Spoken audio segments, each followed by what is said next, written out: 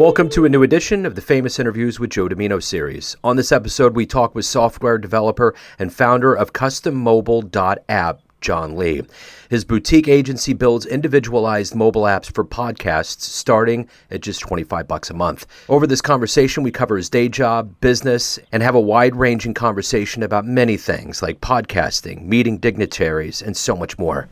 Enjoy this interview. Up front, thank you for taking a minute out. So if someone was to walk up to you and say, "What do you do?" How would you describe what you do? Well, I'm a product manager by day. I do have a day job as a software product manager. So I work with developers and designers and I build software products. But I do have a small business also on the side. So I'm a small business owner, and that's CustomMobile.app.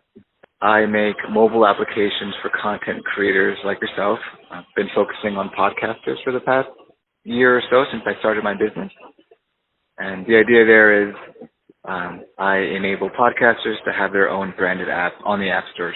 So if you wanted an app just for your show, you didn't want to share an app like Spotify or Apple Podcasts with all the podcasts out there, it would just be an app for your show where your listeners could download and go in and listen to your content, but see other kinds of content, and ultimately take a call to action. That I think is the value of having your own app. That's what we provide at an affordable price.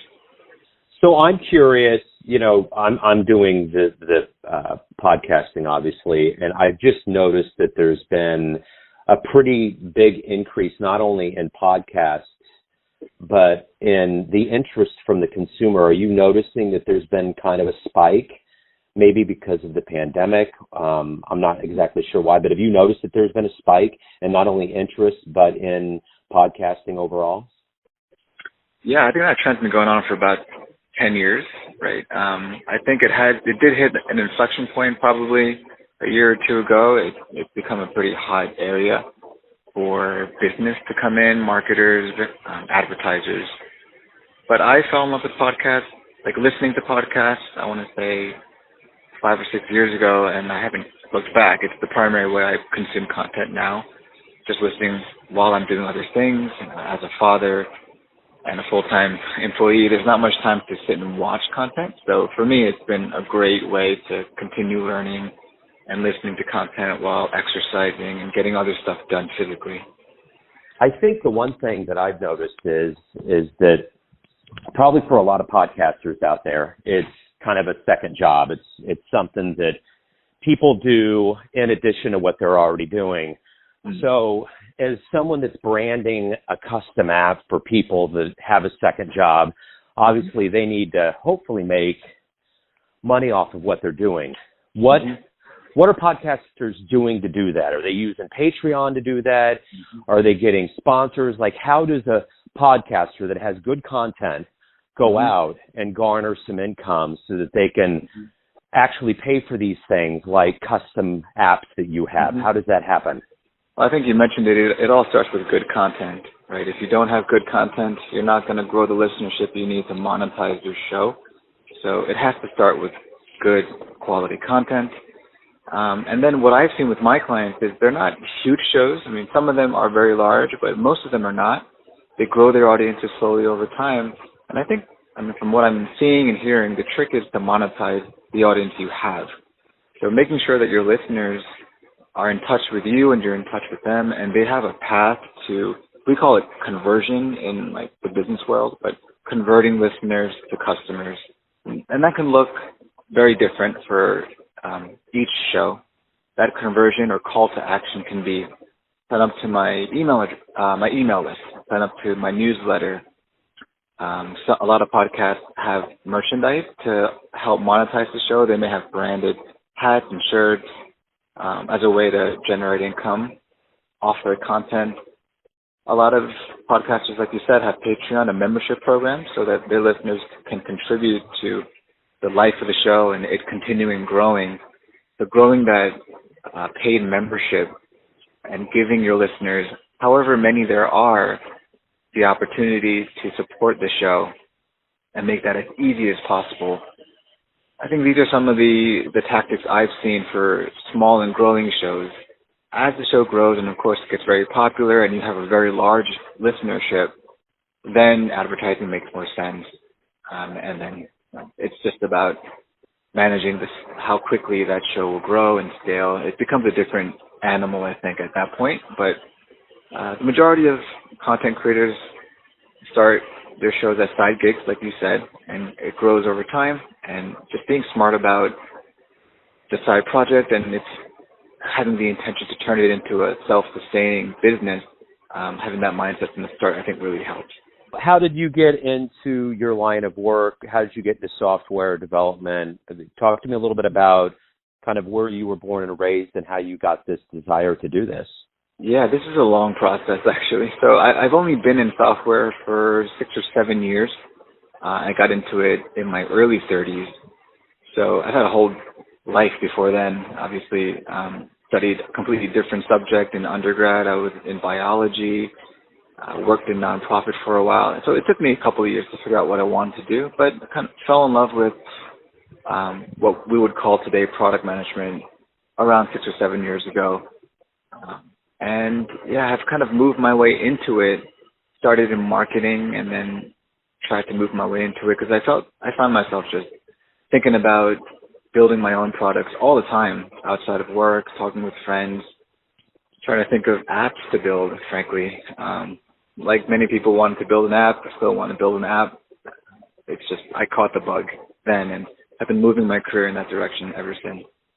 Well, and you talk about yourself consuming podcasts, and I see that more and more on social media where when people travel, or especially in commuter towns, people are consuming podcasts in a way that's eclipsing radio. And my question is, I've had a history in publishing before, and newspapers are going away. Do you see that radio stations are going to start kind of adopting that podcast format? How do you think that's going to affect the listening landscape for people that consume media in that way? Yeah, I think they are already. Radio stations are publishing their radio shows as podcasts. If they're not, they're in trouble. But that is definitely the trend forward. I hardly turn on the radio. The radio in the car, just from my personal experience, I basically listen to one channel, like the local jazz channel. And it's only on like the short drives I would take from home to play date or picking up my son at school. For these short trips, I think the radio kind of makes sense. It's just something to turn on a short trip. But on longer trips that we take, long drives, to see the parents or on vacations, and recently I've been biking, so on these long bike rides, it's all downloaded podcast content on the phone. So for myself, I hardly use the radio anymore. All of my content and learning and educational content is consumed through podcasts. Yeah, I don't know if that answers your question. Yeah, it totally does. My mind's kind of spinning here because I'm thinking as a jazz, my primary, audio that I do has been jazz for quite a while, and it's been interviews and programming. And where exactly are you located? We're in Pittsburgh, Pennsylvania. Okay, and so you have a dedicated 24/7 jazz program up there? Yes. I think It's 101.1. I think they started just a couple of years ago. I think they were gone for a while and then went up again. That's what I pick up from the radio station. But yeah, it's a dedicated 24-hour jazz station. It's interesting, coming from Kansas City, which is a cradle of jazz, we do not have that here. And we have blocks on stations, and I'm on stations that aren't dedicated to jazz, and I have blocks on there. So I find it interesting when I hear about towns like Pittsburgh. In fact, I just interviewed someone recently that we are a UNESCO creative city, and we teamed up with Pittsburgh to kind of, extend our history of Kansas City, and then Pittsburgh extended theirs to us, and we kind of did a International Jazz Day meeting. So that was kind of interesting. Now, on this station, do they do jazz interviews? Is that something that you listen to, that you're into in your podcast diet? I know they do interviews. I think if on the weekends, maybe if I turn it on, sometimes I'll catch a part of it. It's not something that I would listen to personally, because again, I use that station more as like background music on short trips around town. But a good friend of ours is a jazz musician and teacher at a local university. Maybe I can connect you guys and to have an interview if you're interested. He's a good friend. Our kids get together, and his style, I think, is quite unique. He incorporates African traditional folk music into jazz compositions. The one thing when I hear you talk about how you grow a podcast, I've increasingly gotten into listening to more of those, and I go through Apple and I see what's rated. And there was one show that I've listened to that what you're saying about growing your show and how you do it, I've actually listened enough to this show to see them doing exactly what you said. And it's a podcast called Here Be Monsters. Have you heard of that?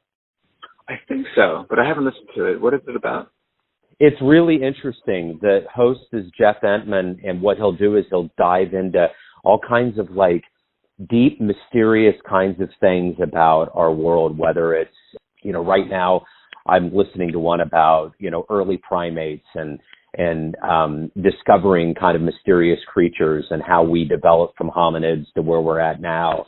And I mean, there's all kinds of things. Like there was one the other day I listened to where it was a crime investigator and it was a mom, and she talked about going to these crime scenes and how she had to try to act like she's living in the regular world, but her day job is this really stressful environment, but she wants to do it because it means a lot to her. And he just kind of delves into things that we kind of see, but we don't really dig in deep enough. But I see from what he's doing with how he's promoting his show with merchandising and Patreon and different things, I've taken good notes, and it's a really good podcast, and it has a really good legion of people that listen to it. So I think that's the thing. At the end of the day, it's just like you said, if you have good content, you're going to bring people in. Yeah, absolutely. I mean, for me, it's not even very much the quality of the audio. It's just the content. If I'm hearing something that is teaching me something that I want to learn, the audio quality, I'll listen even harder through bad audio to get to the content. So as a listener, that's just from my perspective. And I'll share it with friends and family who I think the content would help as well. That's probably the best way to grow. So as somebody that consumes podcasts and you promote them, what podcasts do you listen to that are you really impressed with, not only for content, but how they've marketed themselves and they've gone through the process and have developed themselves into kind of a podcast powerhouse? And I think my favorite podcast is a show called Unbelievable, with an exclamation mark at the end and a question mark at the end. Unbelievable. They're a show out of the UK, and they started as a radio show, I want to say 12 years ago. So it's a long-running show. But from what I take, because I've been listening to them for many years now, they've grown a sizable audience, and they've grown to the point where I think they've spun off into their own organization even, and they're fundraising kind of separately from the parent radio station. So that, I think, is a great story. A host that started a show 10 plus years ago and grew an audience over time through just great conversations. The premise of the show is he brings together Christians and atheists, and they have pretty deep philosophical conversations, people who are experts in their field. And so it's a meaty conversational discussion program. And yeah, they've grown a sizable, dedicated audience over time and have been able to make that financially sustainable. And I know he's hired staff now. So yeah, it's growing well. The one thing I noticed with this Here Be Monsters podcast that I've listened to is that, at one point they got picked up by public radio. And as much as they were kind of ecstatic and happy that it happened, it seemed like the content and mood and mode of what they were doing kind of changed.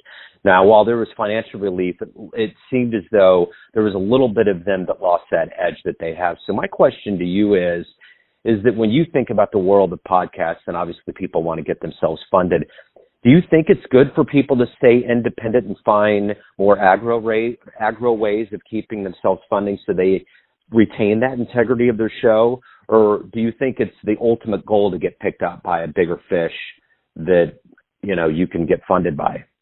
Yeah. I mean, that to me just sounds like a very personal question. It really is up to the creator what their goals are for the show.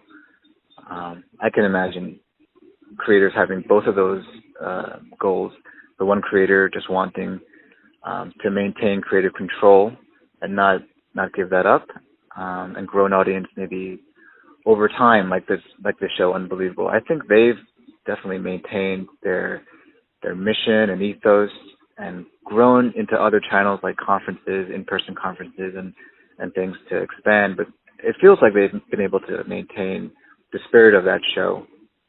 And then for other creators, it may be to grow a show and sell it and make a lot of money and go on to the next show. So I think that's perfectly fine as well. I think it's a personal decision. What do you see the future of what you're doing in relationship to the growth of podcasting? I mean, we're coming out of this pandemic. It seems as though there's a part of this that's grown because people had more latitude to listen to audio. And I guess this is almost kind of like that 90s .com boom kind of a thing. Do you continue to see this rate like going higher and higher into levels that we can't even imagine, or do you think it's going to plateau? What's your feeling on it? Yeah, I don't think audio is ever going to be as big as video. I think naturally video is so much more engaging, and it just captures the attention in a way that audio can't. But I think just the way books are never going to go out of style. I love reading. It's a different experience. I love listening to content. It's a different experience from watching content. And for many, many people who prefer that experience to watching content, I think it will continue to grow, and it'll be here forever. Audio was here before video, right? And I think it's never going away. It'll continue to grow. I think for older people maybe, audio definitely has some advantages. Like I mentioned, the fact that I don't have to sit in one place and watch something. I can be driving. I can be multitasking, I think is what I'm saying. That benefit is huge for a lot of people. So I see the medium definitely growing and coming into its own. From a software, from the computing world, so to speak, who have you admired the most? Who do you, like, company or individual in the world of technology, who have you admired the most? That's a good question. I work in technology, but I wouldn't call myself like a technologist. And I don't really follow the trends or the industry that closely. I do have a day job. I focus on that and the industry I'm in there. But it's kind of cliched, but I do think Apple's products are beautifully designed, and they've just thought through everything, right? From the packaging to the unpackaging of their products, the whole customer experience, they've thought through carefully. And so I admire that. I admire companies that can do their products and think and serve their customers from the beginning to the end, like the entire thing, the experience of purchasing all the way to unpacking and even returning and getting customer service. Like companies that can think through the entire customer and user life cycle and do that well, I find very impressive. Are there products that you admire in that way? Yeah, I am intrigued because my day job, I'm an IT technician, so I'm in a rather large school district in the Kansas City area, and I go and service, all kinds of technology, and I've done web hosting and different things. I agree. I think Apple has been an interesting thing. I was kind of worried a little bit after Steve Jobs left how they would continue to do what they do. But I also saw a trend. I ran a couple computer labs in the early 2000s, and I remember we got a grant and got some Apple machines in there. And that was when they weren't popular at all, and they thought they were going to go out of business. And I just remember seeing those, and it was just like a spaceship dropped them off. They were totally different from everything else that we had ever seen, coming from that Gateway Dell kind of that cookie cutter mold of what was going on. So I just think the evolution of all of this, and even with Google coming in, I have a lot of respect for how Google does what they've done and how they've grown, not only from, just having a browser, but, I have home internet with them. We were one of the initial cities in the world in Kansas City to get it. So I have it at home. And all these years I've had internet, I have had the most success with Google out of all of them. It's been uninterrupted. It's been easy. everything has been really good. And of course, they have YouTube TV and all of that. So the way that they service and the way they do things has been very impressive, along with the whole idea of Apple too. Yeah, absolutely. If you could meet anybody on the planet right now, anybody alive that you admire or look up to or have looked up to, who would it be? Who would you want to sit down and talk to? No one comes to mind, frankly. Yeah, I don't really care to meet anyone in person. Who would you want to meet? Is there someone that you would love to have coffee with? Oh man, I would love to either meet Bill Clinton or Barack Obama and just talk to them just for a minute, just to be next to that level of just who they are, what they've done. I think that would be a wonderful thing. It kind of boggles my mind that people can have as big of jobs as those people, like presidents, for example. Yeah, like I don't understand how presidents and CEOs and prime ministers, like how do these people do their jobs? So maybe that's something I'm curious about too. It'd be great to see if they're like me, like you and me, or are they truly very different in the way they think and maybe what their capacity is as planners and communicators. Yeah, that'd be interesting to see. But personally, I'm not a fanboy of anyone in particular. Well, the thing I've found interesting about doing podcasting is there's been so many people that I've talked to, whether it's in the world of music or beyond. And at the end of the day, and especially in jazz, the higher up you go, the most legendary that they are the nicest people ever. That's been the great thing about being involved with jazz.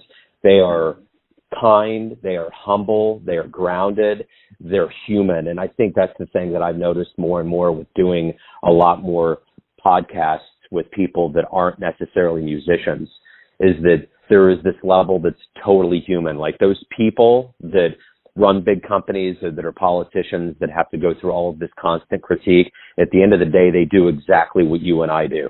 They wake up, they have a thing that they're going to do that day, they do the best that they can do, and they're just trying to grow and experience this life.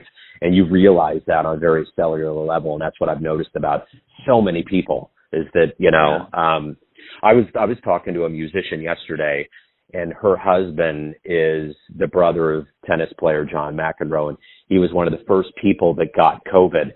And when he got it, they didn't realize what it was all about, and they were still theorizing like what this virus was, and they pretty much figured out that it was airborne, but they couldn't even get a test at the time, and they were trying to give him preferential treatment because he is a celebrity, so to speak, and he refused to get celebrity treatment. I was just thinking about how amazing that story was, and on that like human level, he didn't want to be above anybody else. So I think the thing that I've noticed with a lot of these people is they'll surprise you. I mean, even as much as we know about a politician or a president, I think there's a lot of things that would surprise you about how they would do their lives that would go against what we would expect. So I think that's even with podcasting and what we're doing, like there's so many things that you learn about people that like take that perception and move it into reality, and it's kind of a comforting thing. Yeah, absolutely. I mean, that doesn't surprise me all that much. I feel like in general, if you're going to be the best at anything, and if you end up at the top of any organization, yes, you're very talented, but like talented in many different ways at the same time. Like you have to be a great communicator, a great relationship builder, very intelligent. So there are all these varied skills that the person normally would have to be very good at to get to that position of leadership. So it doesn't surprise me all that much that many of those leaders are also decent human beings, because I don't think you can get to that point. You can't fake it, I don't think, for very long and get to that position of leadership.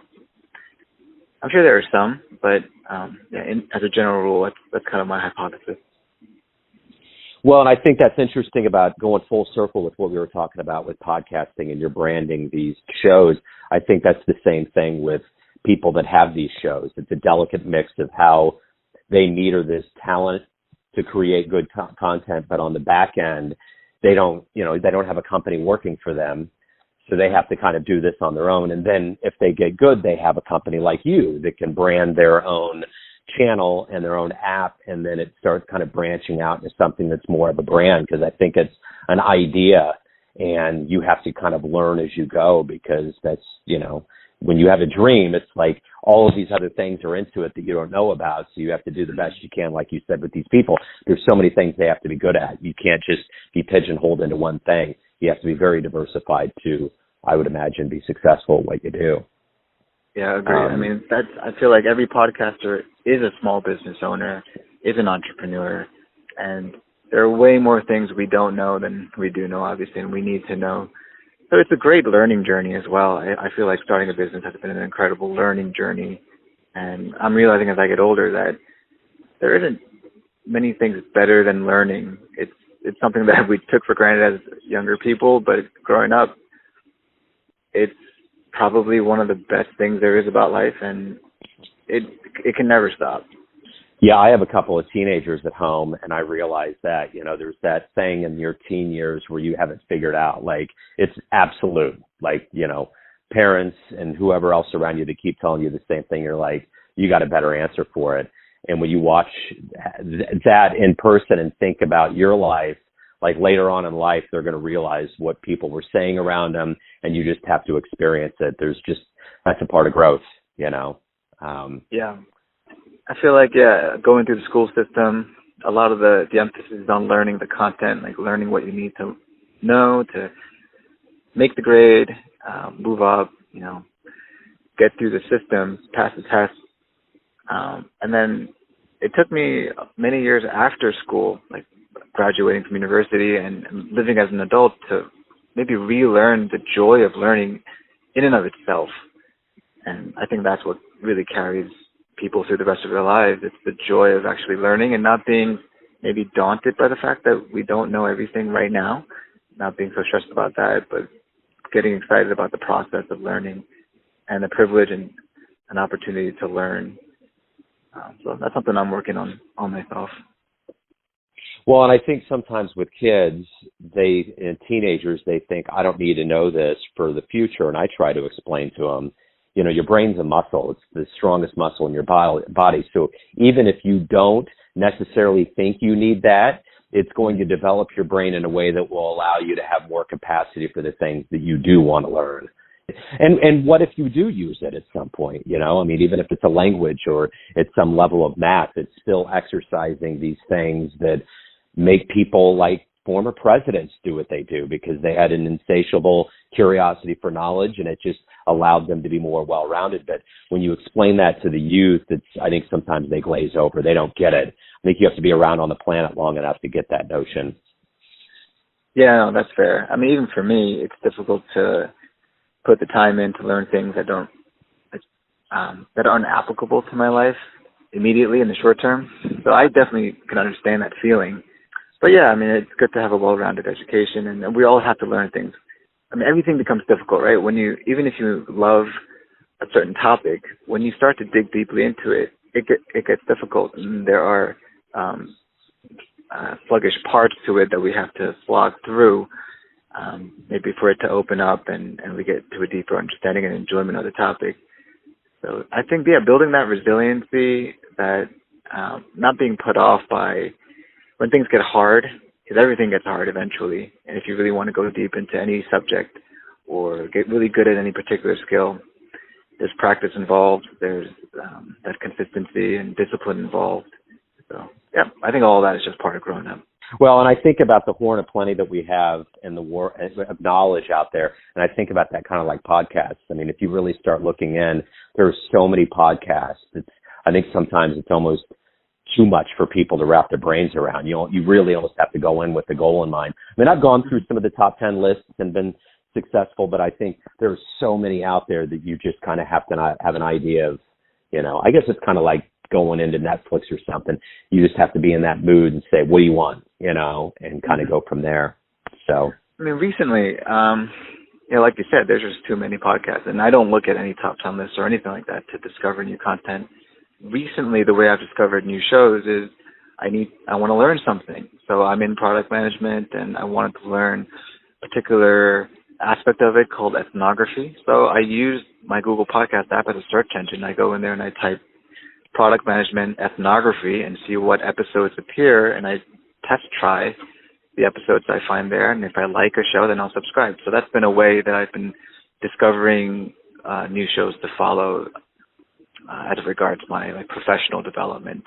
I feel like, podcasts are going to be like Google, the way we search Google for content and discover maybe blogs to follow. Podcasts are going to just be another way to search for content specifically and discover new shows that way, I think. And that's kind of the way everything is anyways with social media anyways. I mean, there's logarithms. It's like if you search for something on, say, Amazon, it gets replicated into another platform. And I think there's going to be more increased ways of like monitoring our tastes and marketing those to us. So John, you build individualized apps for as little as $25 a month. Tell everybody where they can find this, any more information on you and what you do. Where can they go? So they can find my business at custommobile.app. And like you said, we try to make it as accessible as possible for any size podcaster. So $25 a month will get you a branded app for your show. It's fully featured, very fully customizable. Your listeners can check us out there at custommobile.app. And if they come and mention your show, Joe, we'll give them their first month free just to try it before they commit to the membership. When I use Patreon myself as a membership platform. So they can find me there. John, hey, thank you for opening up. This has been great, man. Good luck with everything. Thank you so much, Joe. Great talking to you. Good luck. Great talking to you, man. Thanks for listening and tuning into another famous interview with Joe Dimino, where we cover the world of art, literature, technology, and music around the globe. Most of the music on these episodes comes from Kevin MacLeod of Incompetech.com. If you want to hear more interviews, go to Famous Interviews with Joe Dimino in the iTunes Store.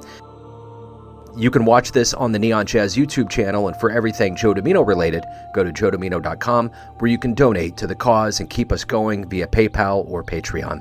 Until next time.